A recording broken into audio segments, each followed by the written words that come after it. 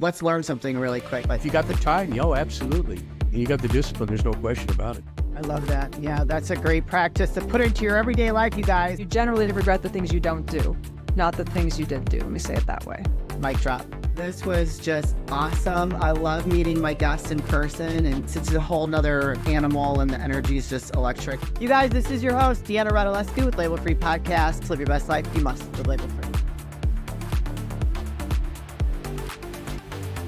What is good, everyone? This is your host, Deanna Radulescu with Label Free Podcast. To live your best life, you must live label free. And we're back with an incredible episode with guests all around the world. Today, we're going to welcome an incredible woman. As you can tell, she's stunning. She is a model, entrepreneur, advocate for destigmatizing the sex work industry with an MBA and a pilot. Please welcome Amy Taylor. Amy, welcome to the show. Hi, so good to see you. That's quite the list of experience that you have under your belt. Yeah, I've done a lot of stuff. I mean, I didn't do the two main things people do. I didn't ever get married and I didn't ever have kids. I'm not against those things. Yeah. It just didn't work out that way. So that kind of freed up a lot of time. I was going to say that gives you like kind of like you can do whatever the heck you want to do. Like, you know, and why not achieve things when you have all that time on your hands? Yeah, I mean, you got to get up in the morning, and I think next lifetime I'll join the sorority of mothers and do that. My sister's got a bunch of kids, so I get to be the cliche aunt in Manhattan and, you know, that whole thing. Have a little dog, live in the city, you know, it's a total stereotype. But yeah, my mom's dad was a pilot, so I think maybe it was in the blood. The first time I ever did it, I was like, oh, this is for me.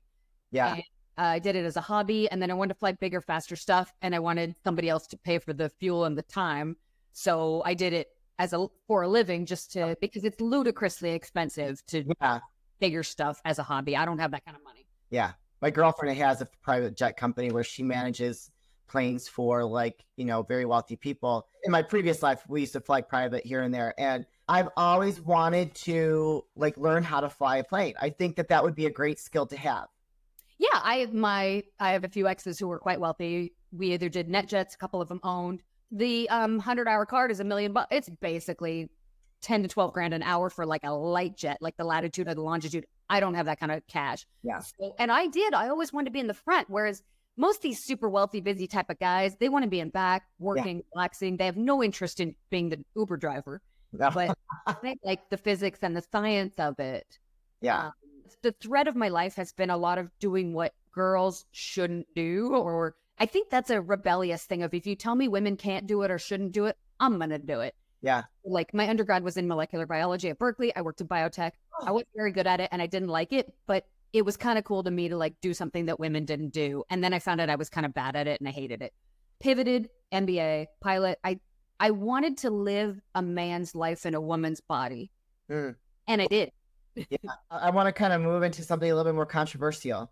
Because I like controversy. We like to talk about the juicy stuff. I think I've talked about it many times on my show and other shows that I am a survivor of sex work, sex trafficking, whatever you want to call it, because that falls under that. And so you are an advocate, and we're going to use that term loosely, just for for discussion, right? Destigmatizing the sex work industry. So what does that mean? Well, so it's a huge industry full of lots of different things. OnlyFans, recent but massive. Dominatrixes, phone sex. Does anybody still do that? I think it is. I have no idea. In services, some of which are legals in places, some of which are criminalized in other places. It was a term coined to get everybody together to try to get some advocating power but it's not a monolith. There's everything from people who are, I know thousands retired mostly now at our age, who are fine and had a great time for a little while, paid for grad school or whatever they were doing. Some of them married their clients. Most people only do it for a little while, get in, get out. It's not a big deal. However, sometimes it's really bad. There's coerced labor, what you went through, pimps who profit off you, web people who steal all your money and are awful to you. I've encountered that. I put a pimp in prison. In my opinion, the only good pimp is a dead pimp. And I know people disagree with me. Don't care. Don't add me, internet. I don't care what you think. So yeah, those are labor issues in my opinion, but they're a massive industry. However, those issues, there are labor abuses on shrimp boats and in housekeeping. In every industry. And what happens is when the industry is shoved underground, people like to think they sort of got rid of it. Well, they didn't. They shove it into like chica bars in Houston that are secret and have a password, and behind there is a brothel full of underage women trafficked from across the border. Or in Koreatown, where I used to live in LA for 24 years, and there's massive underground stuff going on, and it's not great. No. That said, there are many women in this who don't want to be told that the state owns their body, don't want to be told that they don't own their own mind. Right. Yeah. And if they do like dating a couple billionaires while they're getting through law school, I don't happen to believe that that is a sin or a crime. The issue is coercion. The issue is consent. And it's very important to tease apart when somebody feels like it's work, they are being treated fairly, it's a choice among what's available to them for a while or for a long time, whatever. Yeah. Versus when they don't feel like they're empowered. And I reject the notion that we view it specially and then we don't ban other forms of work because they have massive labor issues. The garment industry, people are being treated horribly all over the world. Well, we don't outlaw the clothing industry. We try to make it better. Yeah. Because it's sex, and that makes people wildly uncomfortable. I'm not sure why. Everybody feels Why either. Yeah. That's how we all got here. We all got here because your mom fucked your dad, folks. Get over it. I mean, I don't want to talk about our parents fucking. That's super weird. I love you, mom and dad. Not what I want to think about. But like, we do have sex. We are a sexually reproducing species. And so I get email and text every day from like people who think sex should only be monogamous, only in love, only for the production of children. Yeah, maybe that's true. Maybe it should be, but it ain't. Right. And I'm far more interested in the world that is versus some utopian world that never will be. And I do know that, for instance, we have great data in Calcutta where they decriminalized. The HIV rate is going down every single year. Why? Because sex workers feel free to carry condoms when they're not used as evidence in court cases. They feel at liberty to demand safer stuff. Yeah. They have more power over clients because they have more clients. Their work is legal. Clients don't say to them, if you don't take the condom off, I'll report you to the cops. So do what I want, bitch. My goodness. Workers feel more empowered in a decriminalized environment. You see disease rate go down. And even if you hate sex work, hate sex workers, hate their clients, you have to acknowledge that it's not an island. Right. The in-person stuff where they're having actual sex, diseases transfer into homes, into your neighbors. They don't just stay in some island. So even if you think sex workers should all just die, that's going to affect non-sex workers too. Right. So if you're driven by a desire to spite and punish, not you, but one, if one is driven by a desire to spite and punish, societies will never get anywhere. We have to lead with logic rather than hysteria. Yeah. And that's very hard to do when the subject matter is sex because it makes people feel some kind of way. And it's really only here in the U.S. because if you go to Europe and other countries, it's a lot more acceptable and not as judged as it is here. And there's problems. Look, the FKK clubs in Germany, they're massive trafficking and abuses. The women that are brought there to work are often not paid fairly. They are often pimped. There are massive labor problems. However, they work on them as labor problems. In Belgium, they're allowed to like unionize, get benefits, healthcare. Their healthcare providers are not allowed to deny them. In America, you try telling your insurance company that you're a sex worker, you will lose your health insurance immediately. And too, though, I think they get very good. They get benefits there too. Yeah, in New Zealand, they're allowed to sue their clients in court if they try to rip them off and not pay them. Oh, okay. I'm learning some stuff today. Well, I mean, the brothel models in Australia are not perfect. You can read on like Twitter and other places where women complain about their treatment in brothels that is often not great. It's complicated, like so many things. Yeah. What happened to you is the end of the spectrum that is very bad. I had a pimp come after me, demand I work for him. I'm a little feisty. I told him to go fuck himself. Yeah, that was a bad idea. He then tried to ruin my life and to some extent did. I sued him and won, and then I put him in prison. It's a long story. His name's David Elms. If you Google David Elms murder, you can read about it. That was me. He tried to kill. Those kind of people are very bad, but those kind of people are emboldened by pushing the industry underground. If it was a regular industry with real competition, real companies, it'd be more competitive, and people like David Elms would not have been able to compete. Yeah. I guess they would have gone into something else, drugs or guns or who knows, but they wouldn't have been selling women or trying to. Right. And trying to just kill us when we refused. Yeah. Is that why you're so passionate about being an advocate in a healthy way for this industry? Well, look, I know the problems. I mean, we don't all like each other. Some of the girls, I don't like them. They don't like me. I don't care. I want them to live. That's it. I want them to live because they're usually young and poor. They usually retire and do other things. They become business owners, wives, mothers, lawyers, whatever. And I don't want the young and the poor to die because of what they did when they were broke for a little while, usually. Yeah. So, yes, I want it to be better for those than it was for me. And I don't always like sex work. There's a lot of problems, as I just talked about. A lot of the people are full of trauma and they're not very nice. Some of my colleagues, you try to talk to them and they're instantly leading with anger and fury. And that's because of the trauma. Yeah. Right. Saying that, I love them anyway. I don't care. They call me a privileged snob. Yeah, that's probably true. But I just want it to be better because I don't believe the marginalized, vulnerable, and poor should die because they were trying to survive. Yeah. I just don't believe. And if you do believe that, then you're a terrible person who I can't reason with. Yeah, for sure. I would agree with that. Well, I love that you're so passionate about that and you want to offer like help or advice. Do you ever connect with women that are in this industry now to help like maybe guide them? Sure. I don't mentor people. First of all, that would be illegal. I also don't want part of anybody's career. And the truth is, well, I usually ignore young women who message me, which they do every week. But if they really want to ask me for help getting in this, my honest advice is to choose something else. It's too hard. Yeah. Even if you survive it, like I sort of have, somewhat scathed, but still here. I don't recommend it. Learn some tech skills. You'll have a longer career. Yeah.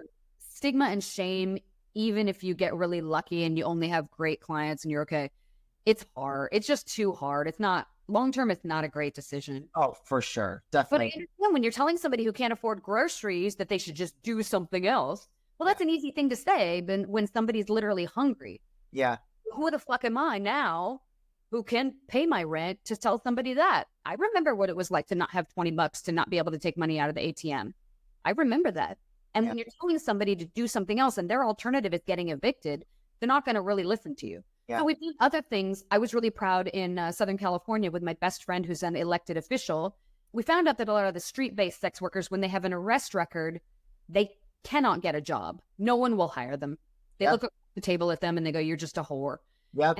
And so they give up and they return to street-based sex work, which long-term almost never ends well. Which is very sad.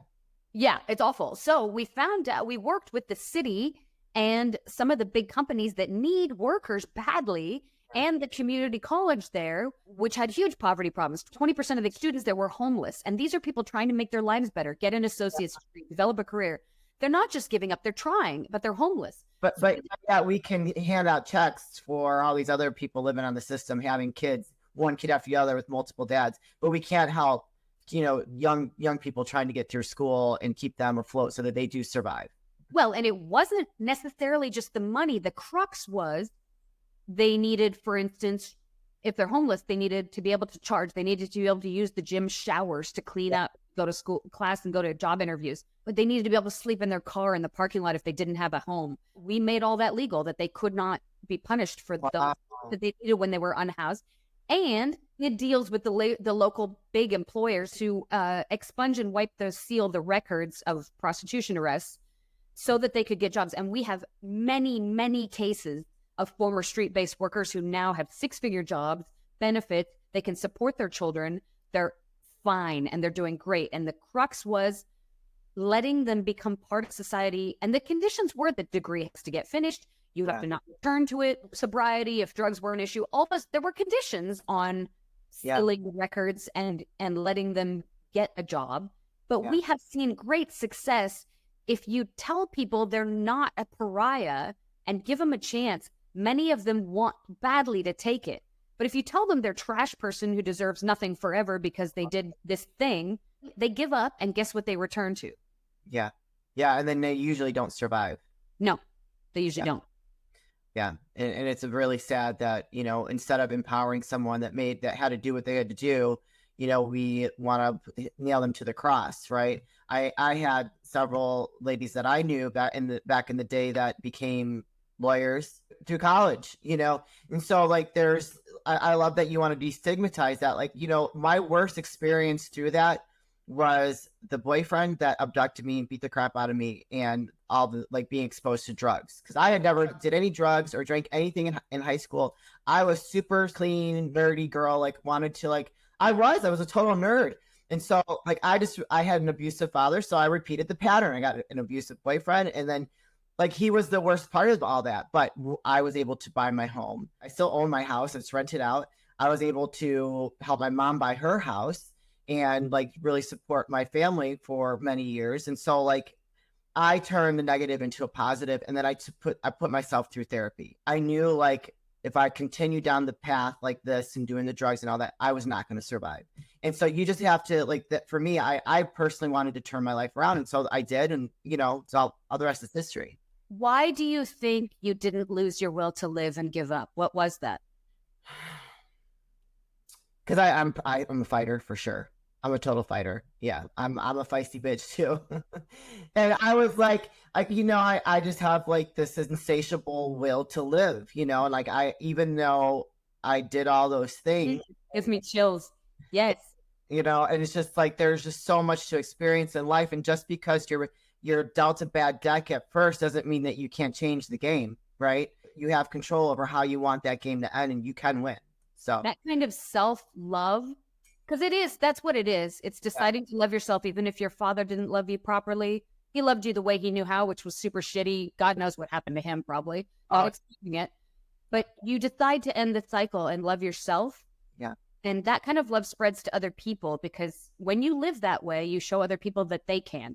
yeah, It's infectious. you hope so. You hope so. And there are cases where we've tried to help people and they're just giving up. They're committing suicide on layaway, and you lose the battle. You can't help people who will not help themselves. That does exist. Yeah. Yeah. Oh, I see it in my own family. So like Sure. I'm still like exercising that self-love where I will not participate in toxicity anymore. Not this point in my life. You know. What you feel about label free is you talk about it. My ex was a very successful CFO. 25 years earlier, he was a convicted felon for embezzlement because of a cocaine habit, right? Oh. Started stealing, finance guy. Yeah. Yeah. You know, he was on the beach. His family had given up on him because he was also stealing from them. They tried to help, you know, that standard story. And he was on the beach, and he was laying there starting to be homeless. And, you know, he was going to end up a statistic. Yeah. He got sand fleas, and he said, I cannot live this way anymore. I have fleas. And he went to church, and that's not for everybody, but that was his way, and Alcoholics Anonymous. And he gave himself up to a higher power and said, I can't do this alone. And 25 years later, he was the CFO of a major company. Sobriety was the key, obviously, and a lot of hard work and a lot of honesty about, you know, he did a lot of journaling and therapy, as we said. Yeah. It's never too late Yeah. to change if you're still on the right side of the dirt. Yeah. And I believe like you, we can't give up. No. I wish people wouldn't. I love that. That's a great example of just like what the human spirit can survive. Wherever you're at in your journey, you're struggling, you can always turn it around. The struggle is part of the process. It's actually important. When you take off in a plane, I like to fly planes, you take off into the wind. Yeah. It's cliche, people have said, smarter than me have said it better, but you actually need the pressure to soar. And, you know, it's not fun. The hard chapters, totally not fun. But they're the ones that make you better. A life of ease, which we all crave, actually makes you like lazy and crazy. Yeah. Well, that's how a diamond is made, under pressure. Totally, right? It's super not fun though. We don't like those parts of our lives. I like at this point though, if I'm going through a hard time after everything I've been through, I just know that on the other side of that, there's something better waiting for me. Like I'm going through a growth period. And so like, that's what I try to tell anybody that's close to me, that like a girlfriend that's going through a hard time. Like this is a time for you to really embrace this part of your journey and see, Lord, what is this trying to teach you? What do you need to learn from this to take away from? Something great is going to be on the other side of this. You just got to buckle up, embrace the ride, and just know that it's going to come to an end. It's not forever. So yeah, that's what I try to tell myself these days when I'm going through something. Because like, yeah, life isn't perfect. Let me tell you something. This is the best my life's ever been. I'm extremely happy. and I love what I do every day. But challenges come up, and so I just gotta embrace it. Okay, I'm ready. And what do they say? Man plans, God laughs. So it's always the stuff you didn't see coming. And look, with respect to sex work, do I wish for a world where it didn't exist? Yeah, maybe. But we all know that's probably not reality. So No. while we talked about tough stuff makes you better, when stuff is too tough, I've seen what trauma can do to people. They escape through drugs, or look, I had clients who wanted me to do drugs with them. One actually said, I want you to be my little Coke, because I want you to be addicted to me. And when I call, I want you to jump. And that scared the shit out of me. He snitched on himself, right? He wanted to get me addicted so he could control me. And at least he admitted it. Obviously, I didn't do that. And God. as you know, some people want to put you through tough stuff to either break you, because that's their or to see if trauma can make you like yourself less, so you're weaker. And yeah, it's not positive tough stuff. They want to harm you. What is next for you, Amy? Because you've done so much. I don't know what else is there. No, I'm slowly adding my rotorcraft rating if I can. I'm going to be 48 at the end of this year. It turns out I inherited my dad's not perfect heart, so I don't know if I can keep passing class 1s. But if not, that's okay. The class 2 and 3 don't require an EKG. So I'm flying for pay, might be over soon, but Wow. I wasn't getting rich off it. And flying for a hobby I can do until I'm quite old. So we'll see how that goes with the Oklahoma City FAA and my heart. But knock on wood, none of us are immortal. It'll take me a couple years to add the rotorcraft rating. I'm enjoying it. It's very difficult airspace here in New York. It's just as fast-paced and difficult as the ground in New York. I'll continue to model. I still get asked every day. I do the shoots when I can. I'm shocked that they want somebody at my age, but there is quite a big, they call it gray modeling. I hate the name, but there's quite a big genre for older ladies modeling. And for the people who hate that, I say cry more. I'm going to do it. And if it makes you mad, that's a you problem. I love it. I love that we're slowly starting to embrace women as we not necessarily age, but as we get more refined. I'm 48, so my birthday's in a week, or we can. So and I'm very proud to talk about that. I am not ashamed of my age. I've enjoyed my life and getting older, my experience, and I don't think I should be ashamed for that. My grandmother was freaking 23 until she died. She would never want to say her age. I mean, she was amazing. I love her to death. I mean, she just instilled a lot of great qualities in me, but I would never want to be that person. I'm I want to be proud of my age, right? And so I think that is beautiful that you are still getting modeling work in there. I think that's the way it should be. Yeah, I mean, there's beauty in all sizes, shapes, and ages, and I'm impressed to see the modeling world embrace more variety. They've learned it's good business. Aviation's doing the same. They're embracing variety and hiring, and it's actually making better class of pilots and mechanics and everybody else. So, Mother Nature loves diversity. Why shouldn't we? Yeah. I'll continue to do that. I am enjoying living in New York. It's exactly as breathlessly exciting as people say it is. But my family's in California, and at some point I probably will need to be mostly back there because my folks are aging. That could actually happen suddenly and quickly if, God forbid, I needed to. So where I live is kind of up in the air, and that'll be fine. I'll address that as it evolves. I am still not married. I am trying to date a little. It's hell out here. But I have lots of other forms of love, a million friends, lots of neighbors, family that hates my past but loves me. That's a grace I don't deserve and cannot repay. I'll continue to be tight with them and for sure. Yeah, hopefully stay healthy and happy as I can. Amen to that. Well, Amy, where can people find you, connect with you, and support you in any way that they can? Yeah, thanks. I'm Amy Taylor NYC on all the socials. If you want to see magazines I'm on or my nonsense ramblings or get in touch, just say hi. I will get them for you, put them in the show description so you can connect with her if you have any questions for her, and don't hesitate to reach out or just give her a follow. Amy, this is the part of the show where I like to ask for last words of wisdom or advice. What are you going to leave with us today? Yeah, just dream bigger. Go ahead and dream bigger. Whatever it is, make it bigger. I love that. Yeah. Don't stop chasing those dreams and keep dreaming. Well, Amy, this has been absolutely amazing. Thank you for sharing your passion, your story and, talking about something that can be very difficult for people to discuss. So thank you for being brave to do that. We appreciate you.